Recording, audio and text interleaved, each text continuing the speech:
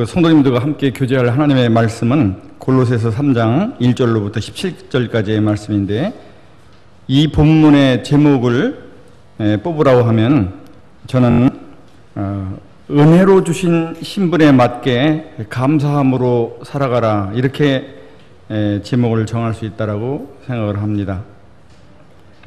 은혜로 주신 신분에 맞게 감사함으로 살아가라. 우리가 한번 이거 다 같이 한번 했으면 좋겠어요. 두 절로 나눠가지고 은혜로 주신 신분에 맞게까지 한 절, 그 다음에 감사함으로 살아가라 요 한 절 해가지고 우리가 한 목소리로 다 같이 하나님 앞에서 한번 같이 읽어보도록 하겠습니다. 은혜로 주신 신분에 맞게 감사함으로 살아가라. 복음서에 보면은 우리 주님께서 제자들에게 질문하시는 내용이 나옵니다. 이 십자가 사역을 얼마 안 놔두고 주님께서 말씀하셨는데, 거기가 이제 가이사랴 빌립보라고 보통들 얘기들 합니다. 거기서 주님께서 제자들에게 말씀하셨습니다. 사람들이 인자를 누구라 하느냐? 제자들이 이러저러하게 대답을 했습니다. 그리고 주님이 그렇다면 너희는 나를 누구라 하느냐? 이렇게 제자들에게 물어보셨어요. 그때 사도 베드로가 주는 그리스도시요 살아계신 하나님의 아들이십니다 라고 이 믿음의 고백을 했습니다. 이 고백은 대단히 중요합니다. 그것이 진실한 그런 믿음의 고백이라고 그러면 그것이 곧 그의 영생과 관련이 있기 때문에 그렇습니다. 요한복음 17장 3절에서 말씀하신 것처럼 영생은 유일하신 참 하나님과 그의 보내신 자 예수 그리스도를 아는 것이 영생이기 때문에 그렇습니다. 성도들에게도 마찬가지죠. 나는 예수 그리스도를 누구라 하느냐라고 하는 그 대답이 베드로 사도와 같지 아니하면 그것은 구원과는 상관이 없는 그런 사람인 것입니다. 근데 그거 못지않게 중요한 질문이 있습니다. 그것은 바로 오늘 우리가 본 내용처럼 하나님께서는 나를 누구라 하느냐 하는 것입니다. 하나님께서는 그리스도 안에 있는, 믿음으로 그리스도 안에 있는 나를 누구라고 하시는가? 이것은 대단히 중요합니다. 우리는 그것을 정체성이라고 부릅니다. 성도의 정체성은 대개 세 가지에 대한 답을 어떻게 가지고 있느냐에 따라서 그 사람의 정체성이 나옵니다. 이것은 구도자도 마찬가지인데, 하나는 나는 어디에서 왔나 하는 것입니다. 두 번째는 나는 왜 살고 있나 하는 것입니다. 세 번째는 나는 어디로 가나 하는 것입니다. 여기에 대한 답이 그 사람의 정체성을 결정합니다. 우리 보통 이중 간첩이라고 하는 얘기를 많이 하는데, 북한에서 남한으로 간첩을 보냈는데 이 간첩이 자수한 것처럼 그 우리나라에 그렇게 자수를 하고, 그래서 자기는 전향한 것처럼 하는데 실제는 계속해서 북한의 간첩이어서 남한의 고급 정보, 특히 군사 기밀 고급 정보에 접근을 해서 그것을 북한 정부에다가 알려주는 그런 일을 할 때 그를 이중 간첩이라고 그러죠. 이 사람이 두 나라 사이에서 이 근해를 타고 있는데, 이 사람이 어느 나라를 위해서 간첩질을 할 것인가 하는 것은 그 사람의 정체성에 달려 있습니다. 이 사람의 정체성이 무엇인가에 따라서 그는 그 나라를 위해서 간첩 노릇을 할 것이기 때문에 그렇습니다. 정체성이라는 말이 이게 학문적으로 접근해가면 굉장히 어렵더라고요. 그래서 저도 잘 모르겠어요. 근데 이게 쉽게 얘기하면 정체성이라는 말은 내가 누구인가를 일관되게 인식하는 것을 정체성이라고 합니다.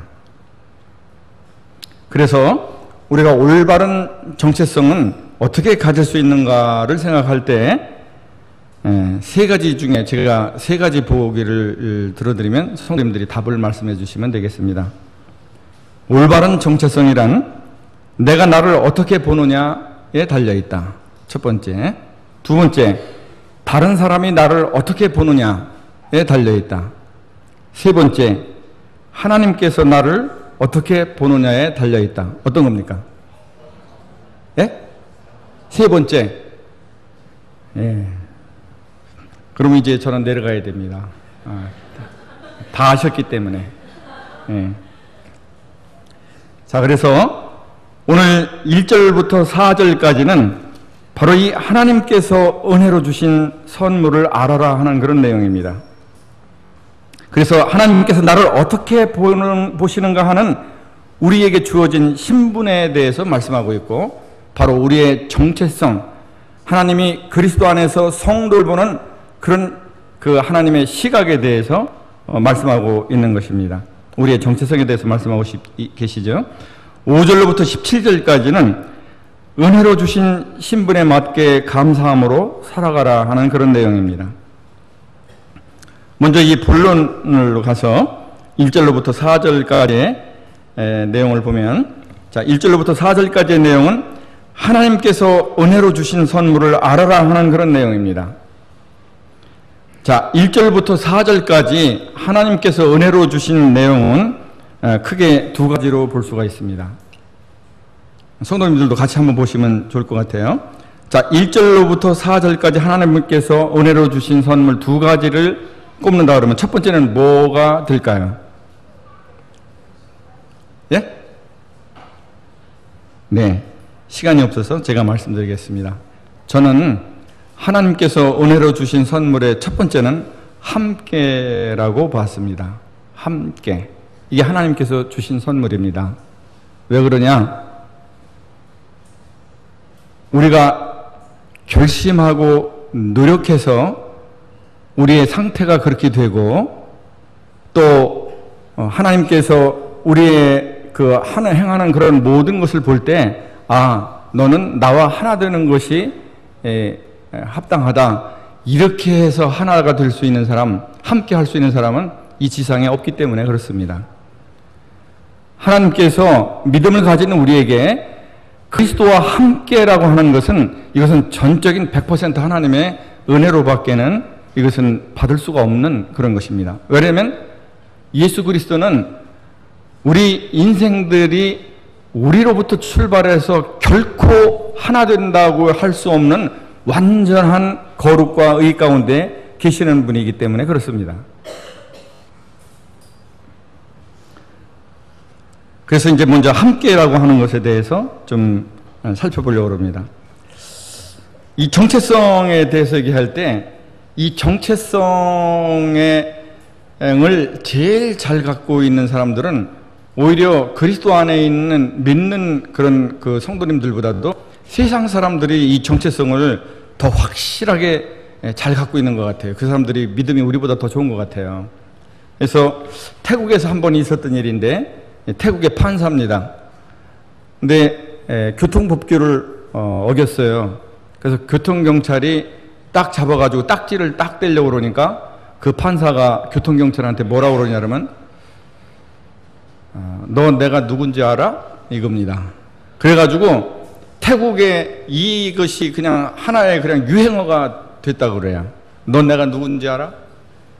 그러면서 그 판사가 하는 말이 뭐냐면, 이 지역 경찰서장하고 나 아주 막약한 사이야. 그랬다는 거예요. 근데 이 결론이 어떻게 났냐 그러면, 그 판사한테 딱지를 떼려고 했던 그 경찰은 좌천이 됐어요. 경찰서장이 좌천시킨 겁니다. 그래가지고 이 시민들이 들고 일어났다 하는 그런 기사를 제가 봤습니다. 우리나라에도 뭐 비슷한 일이 있었던 것 같아요.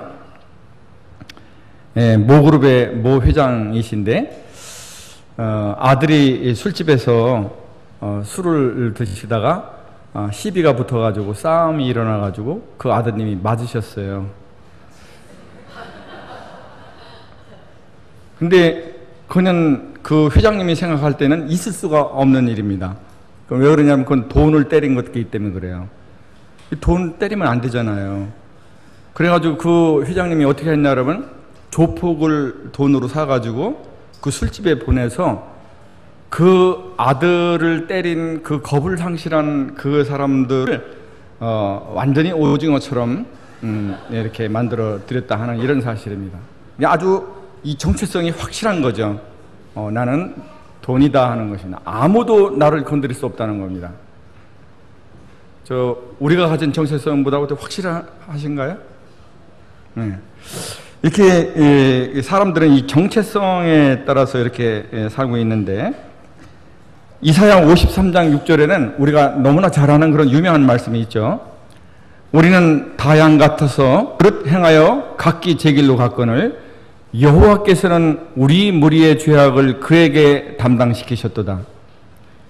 성경을 연구하는 그런 사람들은 이것을 전가라고 그러더라고요. 전가. 어떻게 전가가 일어날 수 있느냐? 하나가 되지 않으면, 동일시하지 않으면 이 전가는 일어날 수가 없는 겁니다. 왜냐하면 우리 주님과 죄인인 우리는 별개거든요. 이게 관계를 가질 수가 없어요. 근데 하나님께서 이것을 동일시해서 같이 하나로 보시기 때문에 이 전가가 가능한 거죠. 고린도후서 5장 14절에도 똑같은 동일한 그런 내용이 있는데, 고린도후서 5장 14절에 보면, 우리가 이거 너무도 잘 아는 내용이죠. 그 후반절에 보면은 한 사람이 모든 사람을 대신하여 죽었은즉 모든 사람이 죽은 것이라. 이것도 그리스도라고 하는 그분이 죽으신 것이 이 죄인인 나와 상관이 있으려고 그러면, 그리스도와 내가 동일시되지 않으면 절대로 이것은 있을 수 없는 그런 논리인 거죠. 그래서 하나님께서 이렇게 보시는 것입니다.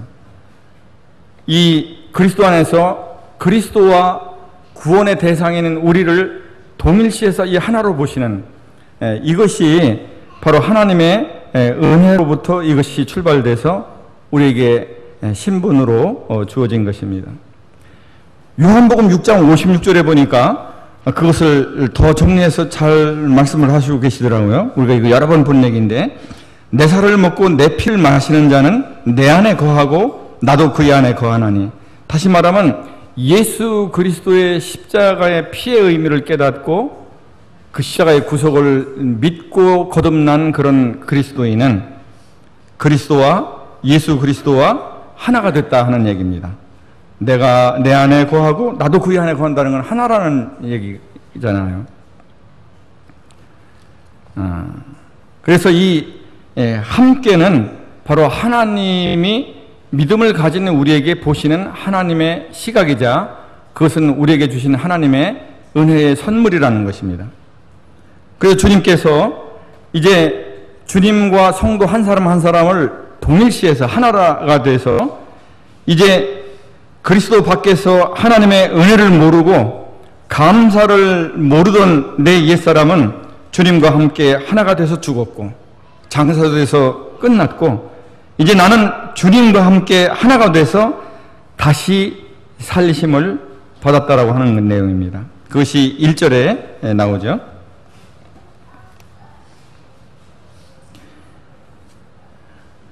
이때 이 10절에 보면은 하나님의 형상을, 이 3장 10절이죠. 하나님의 형상을 따라 지식에까지 새롭게 하심을 입은 자라고 하는 그런 말씀이 있습니다. 다시 말하면 우리는 하나님의 형상을 따라서 지으심을 받았습니다. 첫째 아담 때도 성경에 나오죠. 창세기 2장에 하나님의 우리의 형상을 따라 우리가 사람을 짓고 이렇게 나옵니다.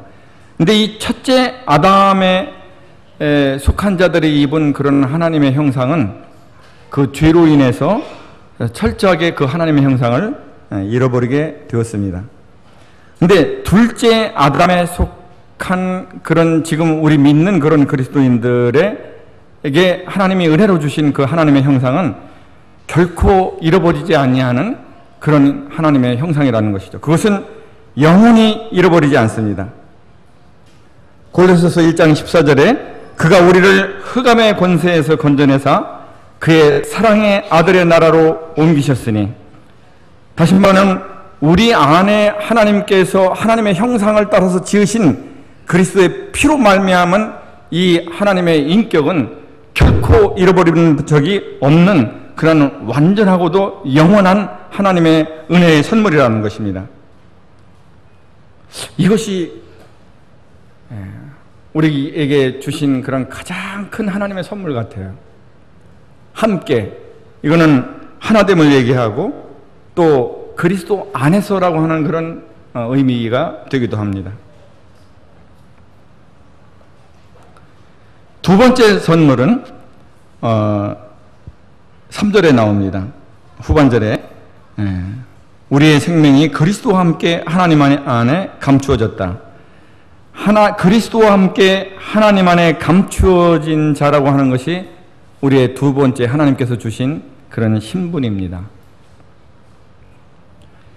그리스도와 함께 하나님의 안에 감추어졌다고 하는 그런 의미는 이제 우리는 하나님 안에 감추어진 그런 자가 됐기 때문에, 하나님 안에 거하는 자가 됐기 때문에 이런 그리스도와 관련을 맺지 못하는 그런 영원하지 않은 그런 하찮은 것에 마음을 두지 않고, 그리고 그것에 휘둘리지 않는 그런 사람들이 되었다 하는 것입니다. 두 번째, 우리의 생명이 그리스도와 함께 하나님 안에 감추어졌기 때문에 세상은 우리 안에 있는 우리의 생명, 또 우리가 하는 그런 범사의 모든 일의 동기, 그리고 우리가 가는 길, 우리의 인생의 목적, 이런 것에 대해서 세상은 우리를 알지 못한다고 하는 것입니다. 그리고 우리는 지금은 세상 사람들과 똑같이 이 땅에서 썩어질 몸을 입고 세상 사람들 틈에 끼어서 세상 사람들이 알지 못하는 그런 존재로 살아가지만, 우리는 우리 주님께서 이 땅에 다시 오실 때, 주님께서 그 영광 중에 나타나실 때 우리 성도들도 우리 주님의 영광 중에 함께 나타날 것이라고 하는 그런 것이 이 그리스도와 함께 하나님 안에 감추어진 자라고 하는 그런 의미죠. 이것이 우리의 노력으로 될 수 되는 것은 아무것도 없습니다. 전부 다 하나님의 전권적인 그런 은혜로 말미암아서 우리에게 은혜로 값없이 주어진 것이죠. 1절부터 4절은 나의 정체성을 바로 알고 그것을 분명히 갖고 살아야 한다라고 우리에게 말씀하고 있습니다. 두 번째는 4절에 나오는 그런 동일한 내용인데, 그리스도께서 나타나실 그때 너희도 그와 함께 영광 중에 나타나리라. 다시 말하면 두 번째 우리에게 이제 그 주시는 교훈은 그리스도인은 무엇을 바라고 사는가 하는 것입니다. 이 고린도 전서 13장 11절을 잠깐 보겠습니다. 고린도 전서 13장 11절.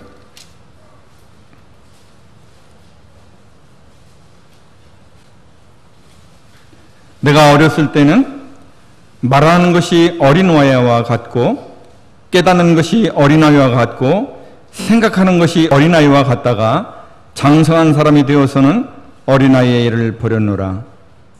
사도 바울의 고백입니다. 무엇을 바라고 사는가? 세상 사람들은 돈을 바라고 사는 분들이 많은 것 같습니다. 이 돈을 많이 얻기 위해서 자신이 그 돈을 좀 얻을 수 있는 그런 모든 여건이 된다고 그러면 자신의 성공을 바라면서 사는 사람들도 있을 것 같습니다. 근데 자기가 그런 여건이 도저히 안 되면 자신을 대신해서 자식이 자기의 못한 한을 풀어주고 자식을 통해서 대리만족을 얻고자 해서 자식의 성공을 바라고 사는 사람들이 있는 것 같습니다. 그래서 이 자식의 성공을 바라고 사는 사람 중에는 우리가 잘 아는 기러기 아빠로 사는 것을 개의치 않고 가정이 분리되면서까지 자녀를 미국으로 아내를 딸려서 보내고 여기서 월급을 꽤 타도 그 월급의 태반을 그 미국의 학비와 생활비를 위해서 보내지 않으면 그것은 생활 자체가, 공부 자체가 안 되는 그런 구조를 만들면서까지 자식의 성공을 바라고 오직 그것에 모든 것을 걸고 살아가는 사람들이 있는 것 같습니다. 이 무엇을 바라고 사는가가 참 중요합니다. 그래서 고린도전서 13장 11절에는 사도 바울은 자기가 어렸을 때는 모든 생각하는 것, 깨닫는 것, 말하는 것이 다 어린아이와 같지만 커서는 어린아이의 일을 버렸다고 그러는데, 이 그리스도인은 이 바라고 사는 것이 교정된 사람들이죠. 왜 바라고 사는 것이 그렇게 중요한가? 그 바라고 사는 그것이 우리 인생에서 가장 중요한 것이 되고 인생이 목적이 되어버리기 때문에 그렇습니다. 그리고 그 바라고 사는 그것은 그것에 모든 것을 쏟아 붓게 되어 있기 때문에 그렇습니다. 그 바라는 것에. 그리고 그 바라는 것을 얻고자 그는 그것을 얻고자 그가 치러야 되는 어떠한 고난이나 어려움도 다 이겨내게 되어 있습니다. 그래서 바라고 사는 게 중요한 것 같습니다.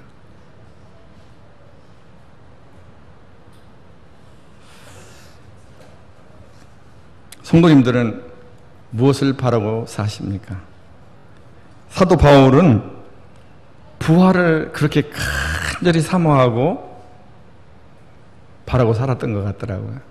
그래서 그의 모든 삶이 이 부활이라고 하는 것에 초점이 맞춰져 있는 것을 보게 됩니다. 물론 전도, 선교에 대한 사명도 그의 삶을 움직이는 그런 큰 목적이었지만 그 위에 이 썩을 몸이 하늘에서 내려오는 그 신령한 몸을 입고 썩지 않는 몸을 입고 그리스도와 함께 영원히 보내는 것에 대한 그런 바람을 갖고서 살았던 것을 보게 됩니다.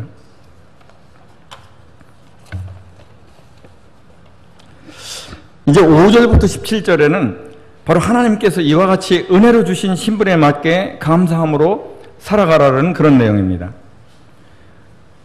이제 이 두 부분으로 나눌 수 있는데 5절부터 11절까지는 나는 주님과 함께 하나가 돼서 죽었다 하는 내용이고 죽은 자로서 신분에 맞게 살아가라 하는 내용입니다. 5절부터 11절까지. 그리고 12절부터 17절까지는 나는 주님과 함께 하나가 돼서 다시 살리심을 받았다 하는 그런 내용입니다. 그래서 새 사람으로서 살아가라 하는 그런 내용이에요. 그래서 5절부터 11절까지는 나는 주님과 함께 하나가 돼서 죽었다. 아까 우리가 주님으로 받은 그런 은혜의 선물 가운데 우리가 주어진 그런 신분 가운데 우리가 함께라고 하는 그런 것이 우리가 하나님께서 주신 선물이다. 그래서 주님이 십자가에서 죽으실 때 결코 혼자 죽으시지 않으셨다는 것이죠.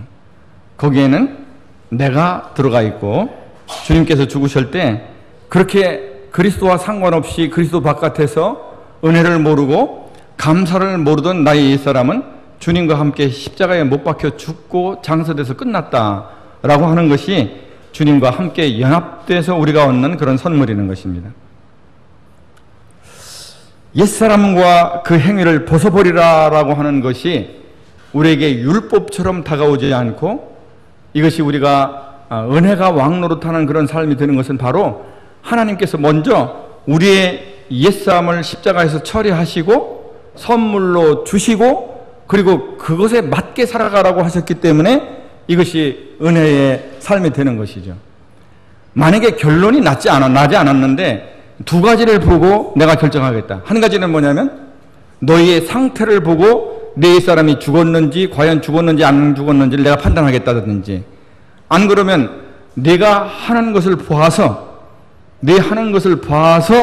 내가 너가 과연 옛사람이 죽었는지 안 죽었는지를 내가 판단하겠다 할 것 같으면 우리 중에 아무도 내가 그리스도와 함께 죽었다, 나의 옛사람은 죽었다라고 얘기할 수 있는 사람은 없습니다.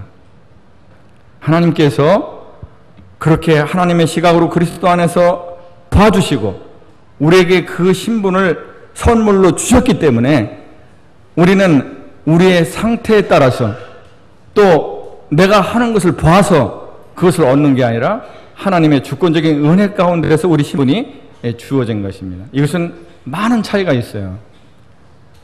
상태적으로 그렇게 돼서 그것을 이루려고 하기 때문에 우리는 하나님께서 너희는 죽었다라고 그래도 그것이 그렇게 안 받아들여지는 거죠. 내 상태를 보면 아니거든요. 네가 하는 것을 보면, 네가 하는 것을 보고 내가 죽었다고 인정을 해주마. 그러면 우리의 이 하는 것을 우리 자신이 봐도 우리 양심은 안 죽었다라고 우리에게 얘기를 하기 때문에 그것이 아무리 하나님의 말씀이라고 그래도 믿으려고 해도 믿어지지 않고 튕겨나가고 적용이 안 되는 겁니다. 우리 시각을 바꿔야 돼요. 내가 나를 보는 거, 다른 사람이 나를 보는 거, 이거 상관없다는 거예요. 하나님께서 믿음으로 선 나에게 그리스도 안에서 나를 어떻게 보는가, 이것이 중요하다는 것이죠. 그 가운데에서 은혜로 감사하면서 살아가라 하는 것입니다.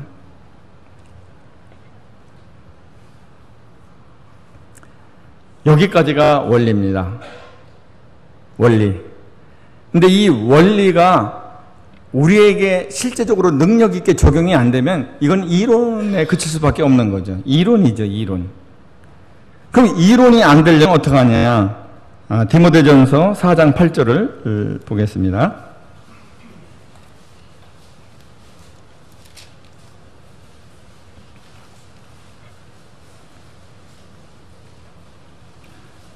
디모데전서 4장 8절 한번 읽어보겠습니다. 시작.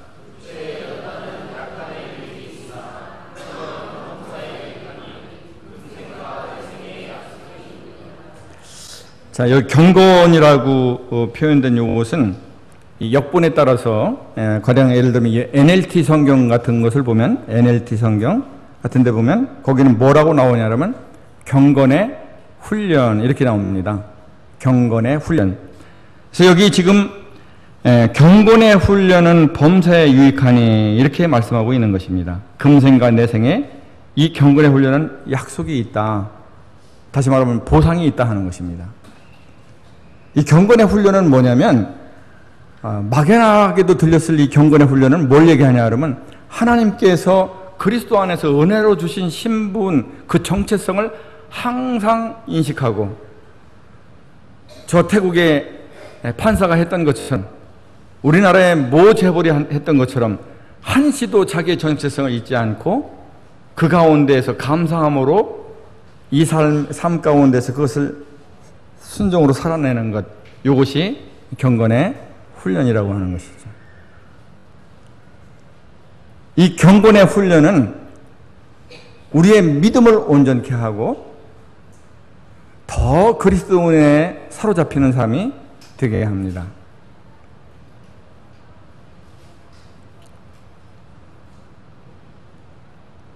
두 번째는 나는 주님과 함께 하나가 돼서 다시 살리심을 받았다 하는 거죠. 새 사람으로서 그 신분에 맞게 살아가라는 거 하는 그런 말씀입니다. 근데 여기 보니까 이 신분을 받은 하나님이 은혜로 주신 그런 신분을 받은 사람들을 이 표현하는 그런 말이 있어요. 12절에 한번 읽어볼게요. 자, 다 같이 읽어보겠습니다. 자, 시작.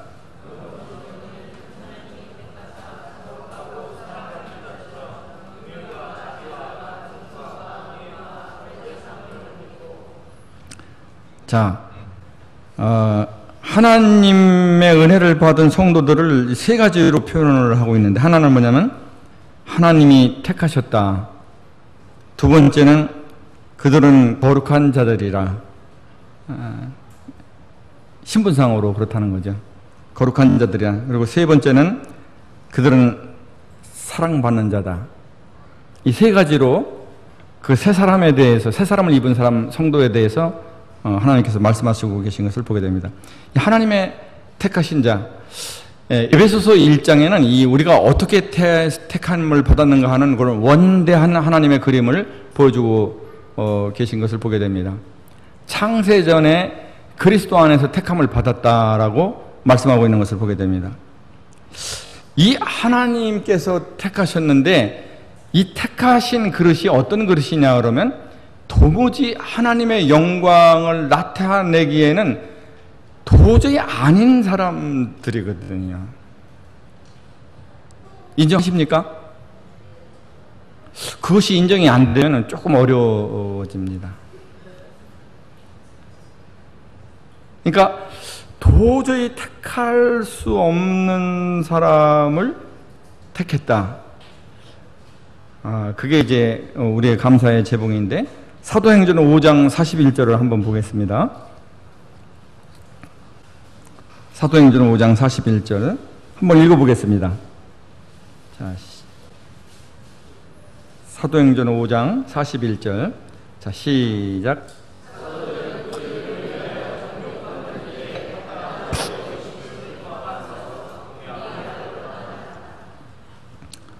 이게 사도들이 주님을 증거하다가 기성 그 종교 권력을 가진 사람들에게 핍박을 받고 맞고 나오는 길이거든요. 맞고 나오는 길.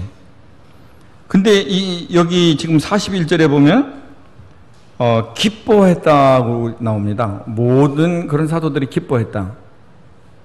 그것은 뭐냐면 그 앞에 설명이 나오는데 왜 기뻐했냐 그러면 예수 그리스도의 이름을 위해서, 그렇게 이 영광된 자기들의 구주이자 주님이신 하나님이신 그분의 이름을 위해서 능욕을 받기에 합당한 자로 하나님께서 우리와 같은 자들을 여기셨다 하는 것이 너무나 감사한 거죠. 너무나 기쁜 거예요. 왜냐면 자기들도 자기를 알거든요. 자기들은 그런 자들이 아니라는 거. 근데 하나님께서 그렇게 그리스도의 이름을 위해서 자기들이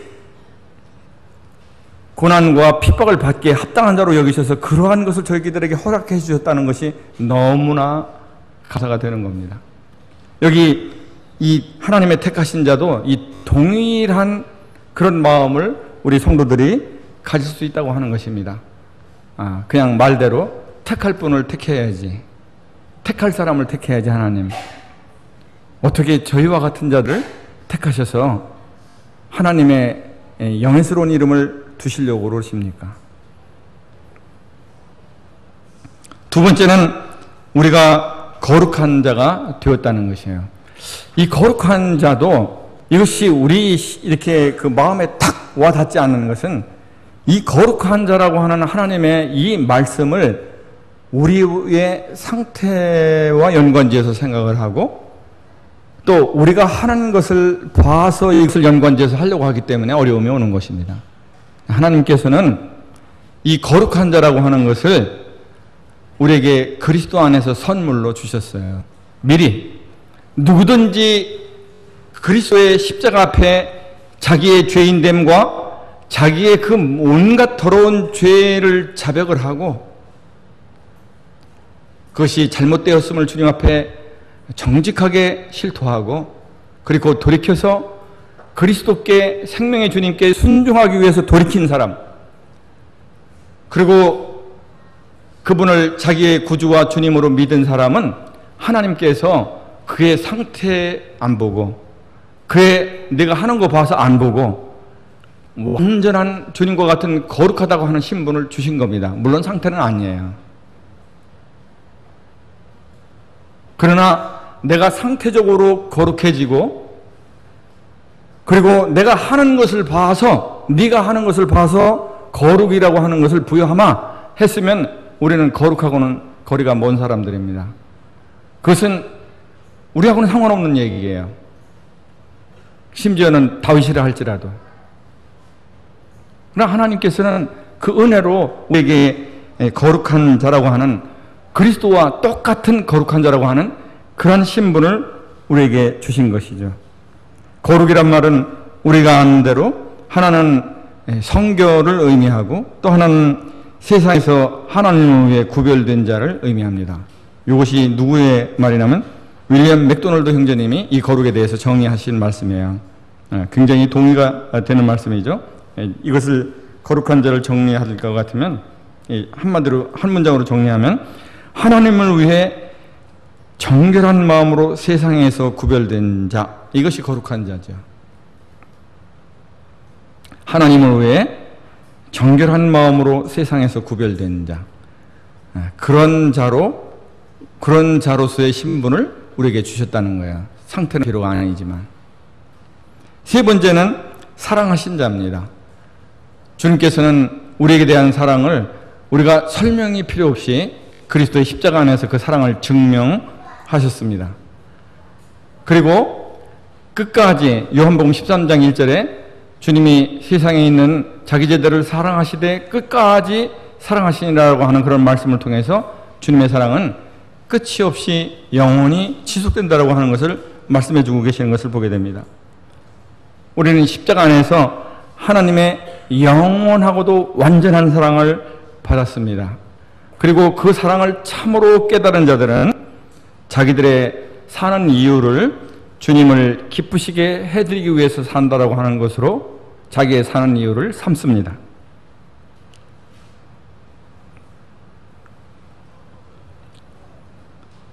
주님께서 은혜로 주신 신분에 맞게 감사함으로 살아가라고 우리에게 말씀하고 계십니다.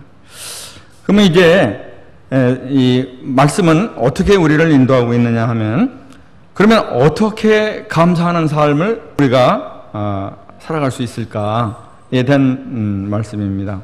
세 가지로 말씀하고 있는 것을 보게 됩니다.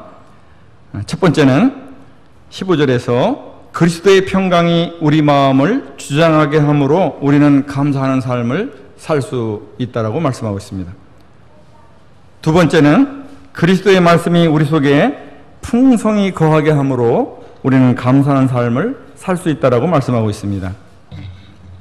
세 번째는 모든 언행에 주 예수의 이름으로 함으로 우리는 감사하는 삶을 살 수 있다라고 말씀하고 있습니다. 첫 번째로 한번 보겠습니다. 그리스도의 평강이 우리 마음을 주장하게 함으로의 첫 번째는 나와 주님 사이의 평강을 말할 수 있습니다. 우선은 평강을 얘기할 때 나와 주님 사이의 평강이 필수라는 것이죠. 자, 주님이 이 평강을 얘기하실 때 이 단어를 독자적으로 쓰지 아니하시고 여기에 나오는 대로 그리스도의 평강이라고 말씀하고 있습니다. 그러니까 성경이 얘기하는 평강은 보통 세상 사람들에게 회자되는 그런 평강이 아니고 주님의 평강인 것입니다. 주님의 평강. 그러니까 성경이 얘기하는 평강은 오직 그리스도 안에서만 얻을 수 있다는 얘기입니다. 그리스도의 평강을 어떻게 얻을 수 있느냐? 그리스도 안에 있으면 그리스도의 평강을 얻을 수 있습니다. 그래, 그리스도 안에 있다는 말이 이해할 수 있을 것도 같고 이게 조금 이렇게 명확하지 않은데, 어떤 데 그리스도 안에 있을 수 있다고 얘기하느냐 하면 요한일서 2장 5절에서 그것을 분명하게 말씀하고 있는데, 누구든지 주님의 말씀에 순종하게 되면 그 사람이 그리스도 안에 있는 것을 우리가 안다 그랬어요. 그러니까 주님의 말씀에 순종함으로 우리는 그가 그리스도 안에 거하고 있는 것을 알 수 있다라고 하는 내용입니다. 근데 이 그리스도 안에 있을 때를 우리와 주님의 관계를 생각하면서 볼 때 성경에서 가장 이것을 아주 그냥 명확한 그림으로 보여주고 있는 것이 마태복음 11장 29절의 말씀입니다. 마태복음 11장 29절. 나는 마음이 온유하고 겸손하니 나의 멍에를 메고 내게 배우라. 그리하면 너희 마음이 쉼을 얻으리니. 주님께서 이 그리스도 안에 있을 때라고 하는 것에 대한 그림을 이렇게 명확하게 우리에게 그림처럼 보여주고 계신데, 그것은 뭐냐면 그리스도 안에 있다라고 하는 것은 우리에게 직접적으로 적용하면 뭐냐면 주님의 멍에를 맨 상태가 그리스도 안에 있는 상태라는 것이죠. 주님의 멍에를 맸다라고 하는 것은 맥도날드 정교님은 두 가지로 얘기하시는 것을 보게 되는데 상당히 좋은 해석이라고 봅니다. 첫 번째 하나는 뭐냐면 주님의 뜻에 대한 복종으로 들어가는 거다. 주님의 멍에를 맸다는 것은 주님의 뜻에 대한 복종하고자 하는 그런 마음으로 내 마음이 들어갔다는 거예요. 주님 안으로, 주님 아래로. 두 번째는 뭐냐면 주님께 내 삶의 지배권을 양도하는 것을 뜻한다. 이렇게 말씀하고 있습니다. 주님께 내 삶의 지배권을 그분에게 양도해 드린 것이 주님의 멍에를 맨다고 하는 그런 의미입니다. 주님의 멍에를 이렇게 맬 때 이 시편 기자가 얘기한 그것은 우리에게 더 선명하게 이해가 되죠. 시편 68편 19절을 한번 보겠습니다.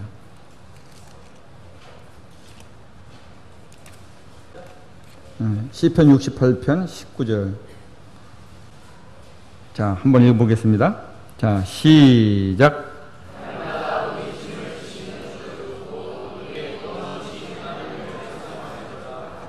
날마다 우리 짐을 어떻게 지십니까?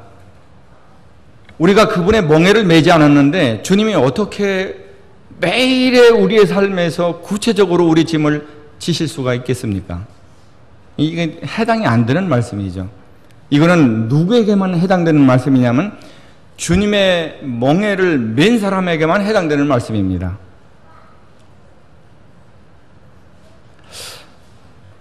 이 주님의 멍에를 맨 것에 대한 결과는 내가 어떻게 해보려고 하는 내 지혜와 능력으로 그것의 종지부예요.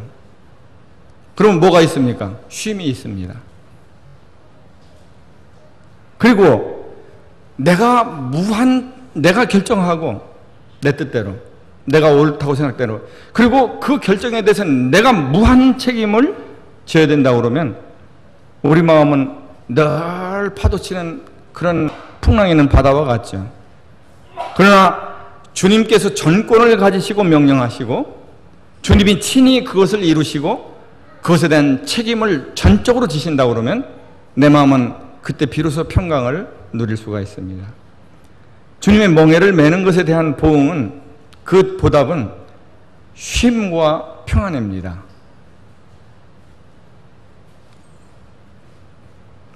고린도전서 15장 57절 한번 보겠습니다.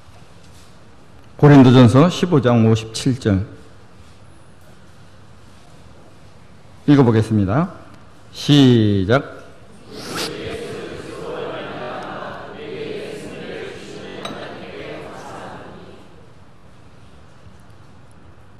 어떻게 우리에게 승리가 보장되고 백전백승이 주어집니까?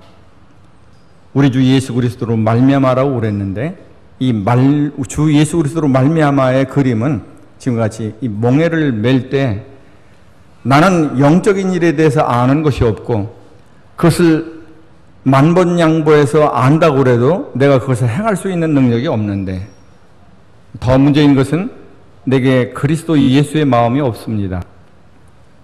그런데 어떻게 날마다의 영적 전투에서 이김을 가질 수 있느냐? 주님의 멍에를 맬 때 가능하다는 것이죠. 비로소. 주님은 오늘 구도자가 아니라 믿는다고 고백한 성도들에게 내 멍에를 메고 내게 배우라고 말씀하시고 그리고 그 앞에 그 많은 주님의 인격 가운데서 특별히 겸손과 온유를 말씀하십니다. 온유와 겸손. 저는 개인적으로 주님의 멍에를 메고 주님과 함께 동행하는 삶을 살 때 우리가 배울 수 있는 가장 하나님께 감사드리는 그런 두 가지 그리스도의 덕이 있다 그러면 바로 그리스도의 겸손과 그리스도의 온유를 비로소 멍에를 맬 때 배울 수 있다라고 생각이 돼야 그 사람이 하나님과 동행할 수 있습니다. 그 사람이 성령의 인도함을 받는 삶을 살 수가 있습니다. 이 나와 주님 사이의 평강이 굉장히 중요합니다. 두 번째의 평강은 다시 본문으로 돌아가면 두 번째의 평강은 15절에서 뭘 말씀하고 있냐면 너희는 평강을 위하여 한 몸으로 부르심을 받았다.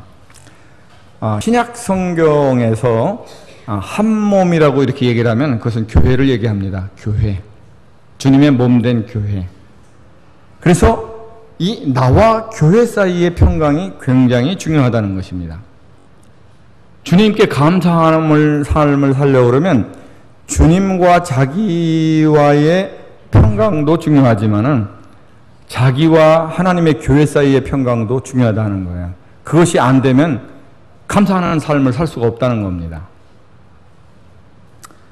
여기 그 쭉 그 새로운 새 삶을 사는 사람의 그 덕이 쭉 나오는데 그 덕에 처음에 뭐가 나오냐 그러면 서로 용납하여라고 하는 말이 나옵니다. 용납하여라고 하는 말은 받고란 말이죠. 받고. 근데 서로 받으라고 그랬어요. 서로 받으라. 그러니까 이 말은 뭐냐면 하나님의 교회 안에서 모든 성도 간에는 받지 못할 것이 나나 너나 할 것 없이 다 있다는 거야. 내게도 다른 사람이 받지 못할 그런 허물들이 있고 당신에게도 내가 받기 어려운 그런 허물들이 있다는 겁니다. 하나님의 교회에는. 근데 주님께서 받으라는 거예요. 받으라. 저는 그것이 하나님께 대한 예배다 이렇게 말씀하시는 것 같아요. 그것이 주님의 멍에를 메고 사는 너희들이 나타내낼 간증이다 이렇게 말씀하시는 것 같아요. 피차 용서하되, 용서를 해야 되는데 그 허물을, 그 용서를 피차하라는 거예요. 근데 이 말은 뭐냐면 다른 사람이 내게 상처 주거나 잘못하는 일들이 있다는 거예요. 하나님의 교회 안에서. 피차라고 그랬으니까 나도 다른 사람에게 상처 주거나 잘못하는 일이 있다는 것입니다. 근데 용서하라는 거예요. 주님이 이 나와 교회 사이의 이 평안, 이 연합을 하시면서 이렇게 말씀하실 때는 너무도 절실하고 절박하고 간절한 하나님의 뜻이 있는 것 같아요. 주님의 뜻이. 그래서 이 마지막 유언 기도라고 하는 그 요한복음 17장에 보면 하나가 되게라고 하는 말이 4번 나옵니다. 4번. 그 하나가 되게는 성도 간에 하나가 되게 하는 거예요. 주님이 이 땅에 교회를 놔두시고 가시는데 제일 하나님 아버지 앞에서 마음에 두는 게 뭐냐면 교회의 하나됨이에요. 그래야 하나님 나라의 외연 확장이 이루어지고 교회는 그리스도가 어떤 분이라고 하는 간증을 비로소 드러낼 수 있기 때문에 그렇습니다.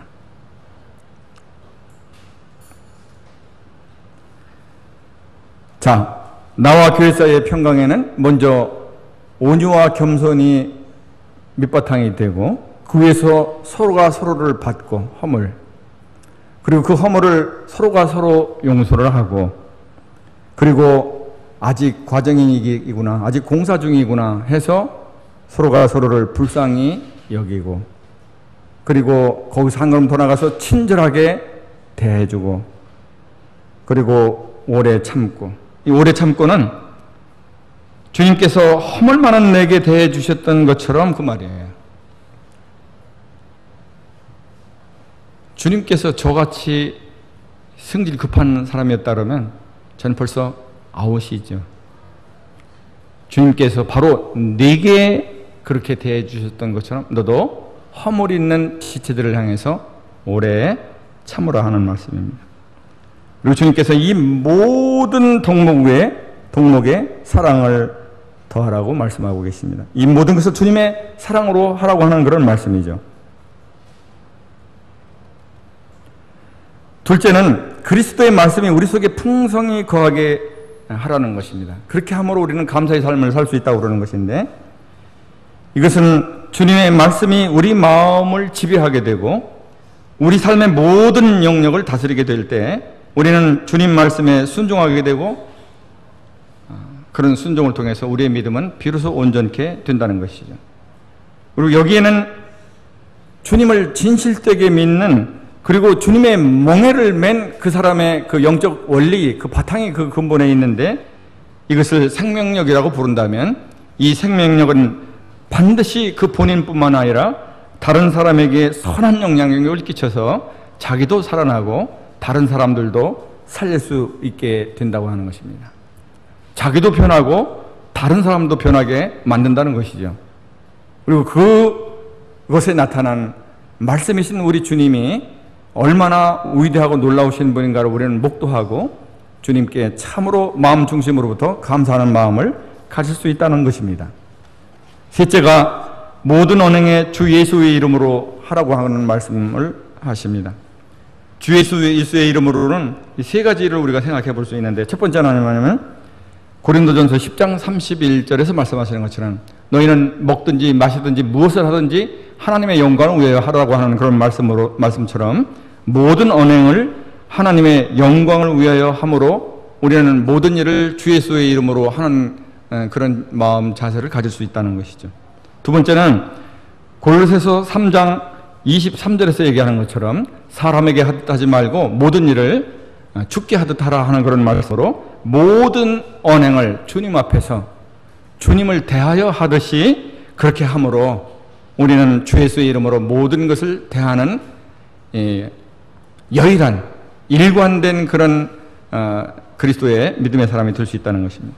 세 번째는 모든 언행을 주님을 힘입을 때 우리는 하나님이 받으실 만한 향기로운 감사를 주님께 드릴 수 있다는 것입니다. 솔로로는 안 된다. 그리스도 안에서 하나님께 감사를 드릴 수 있다. 그렇게 하나님 아버지께 주 예수의 이름으로 하나님 아버지께 감사하라는 것입니다. 모두에서 얘기했던 것처럼 나는 왜 살고 있나? 하나님을 영화롭게 하기 위해서 이 땅에 살고 있습니다. 모든 그리스도인의 대답은 어떻게 하나님을 영화롭게 하냐? 범사에 하나님께 감사함으로 섬김으로 우리는 하나님을 범사에서 영화롭게 할 수 있다고 하는 것입니다. 시편 50편 23절은 감사로 제사를 드리는 자가 나를 영화롭게 하나니 하고 말씀하고 있습니다. 하나님께서 그 풍성하신 은혜 가운데서 그 주권대로 우리에게 주신 신분에 맞게 감사하는 삶을 살아서 하나님을 영화롭게 하는 인천 송도교회가 되기를 바라는 마음이 간절합니다. 감사합니다.